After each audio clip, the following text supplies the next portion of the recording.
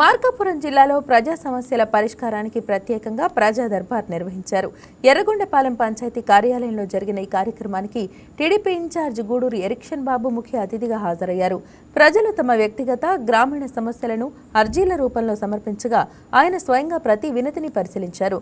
తక్షణమే పరిష్కారం సాధ్యమైన సమస్యలను అక్కడికక్కడే సంబంధిత అధికారులతో మాట్లాడి పరిష్కరించారు. మిగిలిన సమస్యలపై కూడా త్వరితగతిన చర్యలు తీసుకోవాలని అధికారులను ఆదేశించారు. ప్రజా సమస్యలు పరిష్కారమయ్యే వరకు పర్యవేక్షిస్తానని ఎరిక్షన్ బాబు తెలిపారు.